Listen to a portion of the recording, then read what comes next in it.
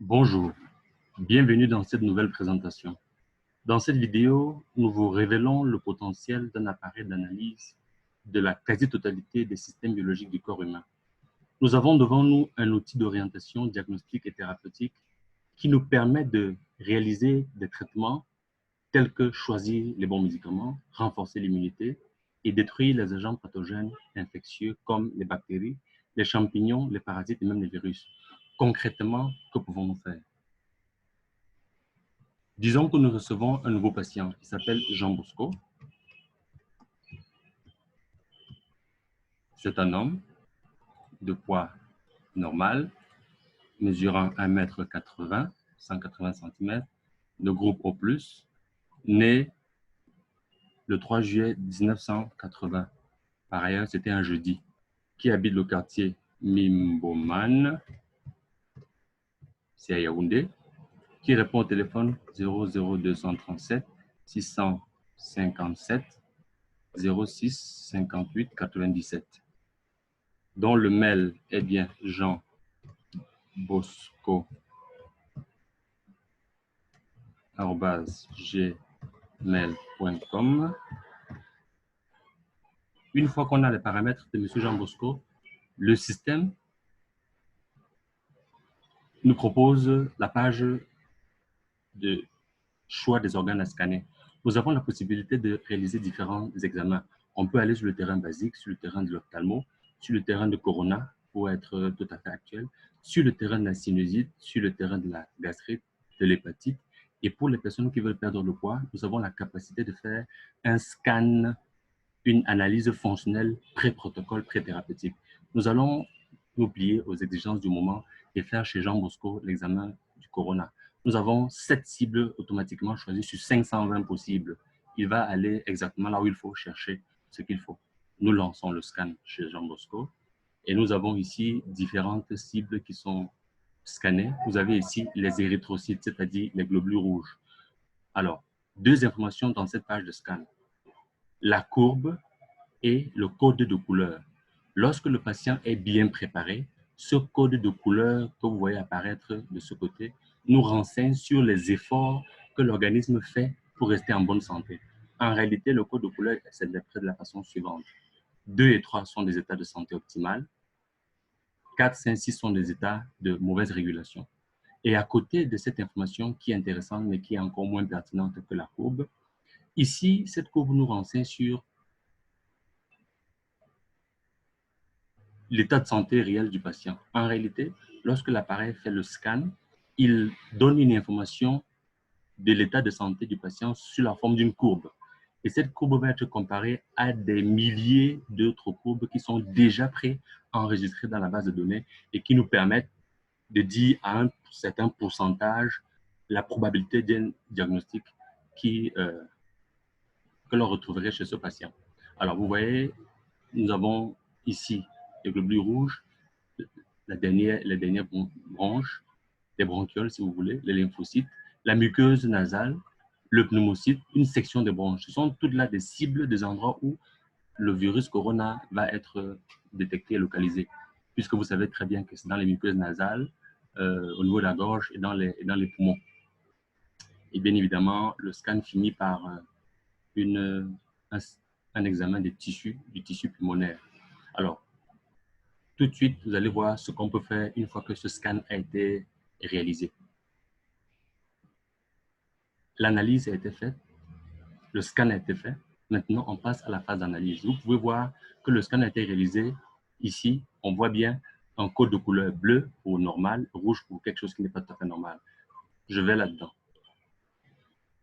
Chez Jean Bosco, nous avons la possibilité de comprendre quel diagnostic il y a. Alors, chez Jean Bosco, on nous dit tout de suite qu'il y a un streptocoque. Alors, cette information qui apparaît en rouge m'intéresse, mais je ne vais pas me contenter de voir cette information, je vais la tester. Je fais le test pour voir si le streptocoque qui est présent me pose des problèmes. Auquel cas, nous savons ce que nous allons lui faire à ce streptocoque.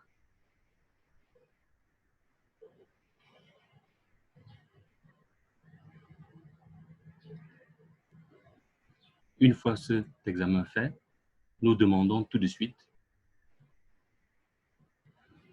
une comparaison Alors, on nous dit que nous avons... Alors, nous fermons ceci. Nous entrons plutôt dans l'analyse simple. On voit le graphe. On nous dit qu'en fait, ce streptocoque, il est là. Notre corps n'arrive pas à le gérer, mais c'est moins de 10%. En général, quand c'est moins de 10%, on ne touche pas. Mais si vous êtes têtu, vous pouvez décider de considérer que c'est un agent qui n'a rien à faire là-bas et vous le mettez dans le rapport. Maintenant, on a décidé de tester Corona. Vous voulez certainement savoir si ce patient-ci a Jean Bosco contient quelques gènes de Corona. Alors, qu'est-ce que je fais? Je orienté par les noms, je fais automatiquement des tests. Voici le Corona. Vous devez savoir que toute structure biologique et non biologique a une signature en termes de fréquence, a une signature fréquentielle. Le Corona, sa signature fréquentielle qui est déjà répertoriée dans la base de données. Je vais prendre ce diagnostic que je vais tester tout simplement en faisant ce fameux végétotest. Je teste le Corona pour savoir si Corona est un diagnostic pertinent chez moi. Je veux dire chez monsieur Jean Bosco.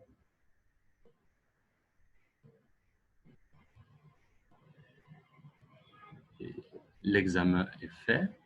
Je demande une analyse supplémentaire et on me renseigne que oui, même si Corona est là, il n'affecte que de 5%. D'accord? Et même qu'en réalité, sa pertinence, c'est un diagnostic qui est peu probable. Et même s'il était là, il n'est pas de nature à créer un dommage à l'organisme. Parce qu'en réalité, vous devez savoir que le corps a plus de microbes que de cellules constitutives de notre corps. Donc, on doit savoir lesquels microbes sont menaçantes. Mais si vous estimez que ça aussi, vous ne voulez pas le voir, ce fameux corona, vous décidez de le mettre dans le rapport. Alors, ce que vous devez donc savoir, c'est que tout ce que nous avons trouvé ici, comme agents pathogènes, comme virus, comme bactéries, et que nous estimons que nous devons, qui s'avère pertinent pour le traitement, on peut décider tout de suite de le détruire. Alors, qu'est-ce que je fais? Vous savez, nous avons parlé de possibilités de traitement. On va choisir exactement le temps d'exposition. Nous allons nous dire 40 minutes d'exposition et nous allons dire OK.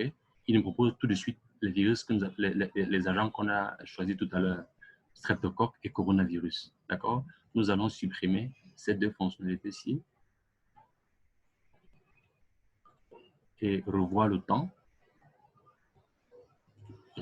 d'examen qui sera de 40 minutes. Vous voyez que nous exposons le streptocoque que nous avons détecté avec le coronavirus à un champ électromagnétique qui prend 40 minutes. Alors, nous allons lancer. Et hop, alors, il nous dit que les connecteurs, alors, vous voyez, il affiche une image pour dire que ce n'est pas connecté parce qu'il faut connecter pour lancer. Alors, hop là, et c'est parti. Vous pouvez tout de suite apprécier que le processus est lancé ici et on a une destruction qui est amorcée de coronavirus et de streptocoque. Alors, c'est juste pour le besoin de la démonstration. Nous allons arrêter et nous allons sortir.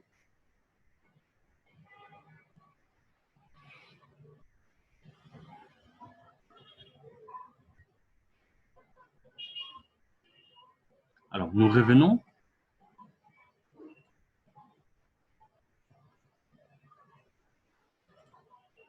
Chez notre patient, nous avons la possibilité, une fois qu'on a fait ce scan, de faire chez lui ce qu'on appelle la tolérance alimentaire.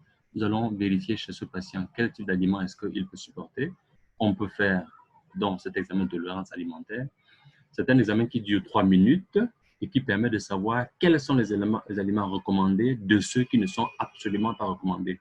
Vous avez la possibilité ici de savoir chez un patient qui souffre de maladies chroniques les aliments qu'il ne doit pas manger sous peine d'aggravation de sa maladie ou bien de retard de guérison de sa maladie. Nous allons simplement vous faire voir à quoi ça ressemble le processus de test de la tolérance alimentaire. On va arrêter le processus et puis on va aller vous montrer un autre élément très important, très pertinent, qui est celui de l'examen.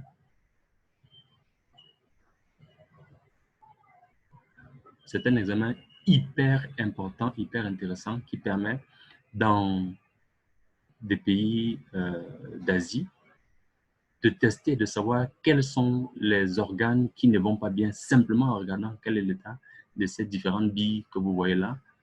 Parce qu'on est en train, ouais, au fur et à mesure que le temps passe, que le processus se fait. C'est aussi un examen qui dure 3 minutes, vous pouvez le voir ici. Vous avez différentes attributions de caractéristiques, différentes attributions, différents calculs qui sont faits pour dire quel est l'état de santé de ces différentes structures. Parce que chaque point est lié à un organe, à une fonction, à un élément vital. Donc, ce processus aussi, il fait partie de ce qu'on peut tester au cours de l'examen de la technologie que je vous présente. Là aussi, on va arrêter pour des besoins simplement pratiques, question de ne pas avoir la vidéo longue. Et nous allons simplement vous montrer ce qu'on peut faire avec ce type d'examen. Alors, ce que nous pouvons faire, nous allons le voir ensemble rapidement. Quand on a un examen comme celui-ci que nous avons fait, nous pouvons simplement aller là, chez un patient chez qui on a fait cet examen. On peut décider de faire ce qu'on appelle l'acupuncture, tout simplement. Alors, nous allons choisir, par exemple, supposons que chez ce patient, Corona, on va dire c'est les poumons, d'accord? Patient Corona, on dit les poumons. On va regarder tout ce qui apparaît en rouge, que ce soit dans le sens de droite ou le sens de gauche, mérite qu'on s'y intéresse. Vous voyez, il apparaît là. Et qu'est-ce que je fais? Je réalise tout de suite une acupuncture jusqu'à observer un changement de couleur. Le changement de couleur vers le bleu ou le vert signifie une normalisation. Alors, vous voyez qu'on est passé à rouge. Nous allons encore aller à notre influence. Question de passer au vert ou au bleu. Comme vous pouvez le voir, nous avons corrigé la seule anomalie pulmonaire qu'on pouvait retrouver chez monsieur Jean Bosco. Ensuite, nous pouvons choisir, lorsque nous avons ce type d'anomalie, de possibilités, regarder par exemple au niveau des reins. Que se passe-t-il au niveau des reins? On peut voir qu'au niveau des reins, nous avons ici ce point qui nous renseigne sur un organe. Nous avons là un autre, nous avons là enfin un autre. Alors, qu'est-ce que nous allons faire? Nous allons commencer par celui-ci et lui dire, alors je retourne sur l'acupuncture, on prend le rein, kidney, on choisit ce point-ci et nous décidons de lui faire un petit clin d'œil.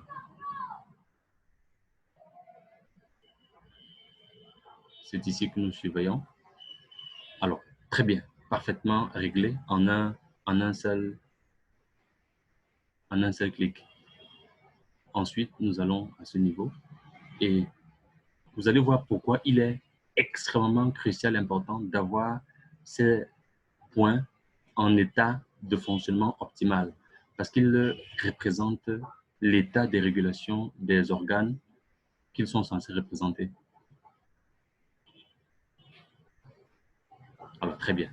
Cela a été fait, vous voyez que ça n'a pas changé. Nous y revenons une deuxième fois.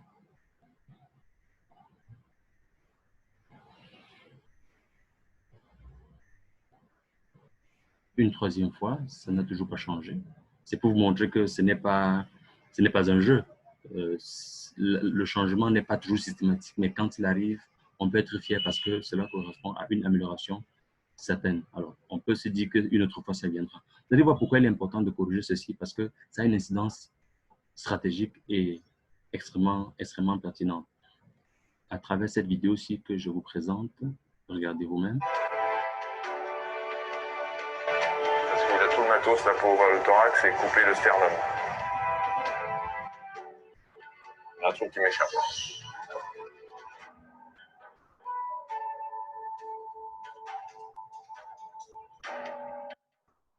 Le docteur Chen a choisi 8 points pour planter ses aiguilles dans le corps de la patiente. Une demi-heure plus tard, l'efficacité de l'anesthésie sous acupuncture est optimale. La patiente reste consciente, mais quand on lui ouvre le thorax, elle n'a pas mal.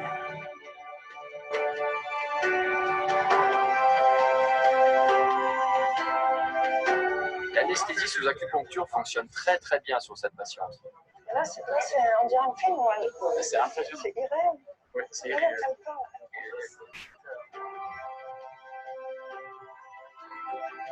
C'est quand même assez incroyable.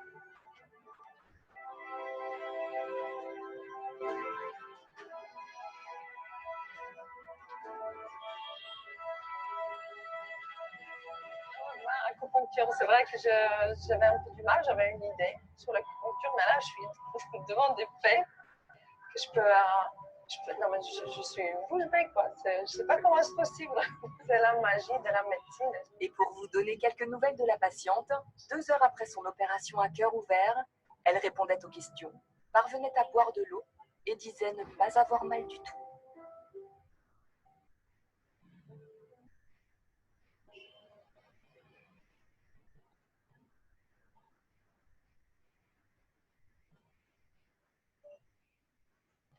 Bien, vous l'avez vu, on l'a vu ensemble. Ces différents points que nous pouvons, qui représentent différents organes, que nous pouvons traiter, vous les avez vus, ont la capacité, lorsqu'on les manipule, de réaliser des choses absolument intéressantes pour notre corps, pour notre santé. Alors, je vais regarder par exemple au niveau du cœur. Vous voyez que tout est bleu ou vert, c'est une bonne nouvelle. On passe. Au niveau du gros intestin, chez les personnes chez qui on veut faire perdre du poids, on est obligé de venir corriger les anomalies comme ceci, n'est-ce pas?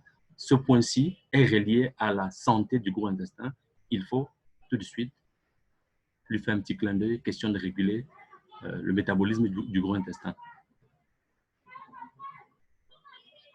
Et vous comprenez pourquoi il faut une évaluation clinique. En général, quand c'est simplement rouge, on ne touche pas. Ça, c'est par expérience. Alors, vous choisissez un autre point, le gros intestin, le petit intestin. Vous voyez, nous, le petit intestin, vous avez ce point-ci qui n'apparaît pas en bonne santé. On va aussi le corriger, comme vous pouvez le voir. Et vous savez désormais que la réponse, la bonne réponse de ces différents points est absolument cruciale pour votre état de santé. Alors, vous voyez, on arrive à faire ceci, on peut aussi influencer. Ça veut dire qu'ici, un traitement est en train d'avoir lieu. Et je répète, nous ne pouvons pas lancer cette thérapeutique trop longtemps parce que si nous insistons trop, il y a un risque de provoquer des dommages sur certains organes. Donc, c'est pour vous dire que c'est vraiment pas de l'amusement. Bien, nous avons fait à peu près le tour de l'essentiel de ce qu'il faut savoir sur cette technologie. Vous êtes d'accord, et nous sommes tous d'accord absolument, que la guérison commence par la bonne information. La guérison commence par la bonne information, et la bonne information, c'est que nous avons désormais la capacité, à partir des technologies innovantes, de faire des analyses, des diagnostics, des traitements, des choix de médicaments et surtout des redynamisations, des renforcements de notre système biologique fonctionnel. Soyez prêts à profiter de cette technologie pour quelques problèmes que ce soit et sachez qu'il y a des milliers de diagnostics possibles que l'on peut faire avec cette technologie et les possibilités thérapeutiques vous sont proposées selon votre problème. Et il faut savoir que l'avantage, la particularité, c'est que vous avez un diagnostic qui vous est personnalisé. Et par ailleurs, souvenez-vous que nous avons fait une analyse de la tolérance alimentaire. Vous avez ici la possibilité de regarder quels sont les aliments qui sont fortement recommandés et ici, les aliments qui sont absolument pas recommandés. C'est une information qui est personnalisée et personne ne ressemble à l'autre. Par exemple, regardez, un fruit ou un complément alimentaire comme le pomegranate, qui est un puissant anticancérigène chez les hommes particulièrement et qui renforce la fonction sexuelle, ça va être complètement déconseillé chez cette personne. C'est une information qui est extrêmement pertinente. Vous devez savoir ce qui vous correspond, vous personnellement et personne d'autre. Parce que chacun de nous est unique. Nous n'avons pas à recourir à des solutions générales et génériques. Vous avez désormais la possibilité de faire valoir ou de faire tenir compte de votre unicité dans votre processus thérapeutique, votre processus de guérison. Merci pour votre écoute et à très bientôt pour vos consultations et vos conseils.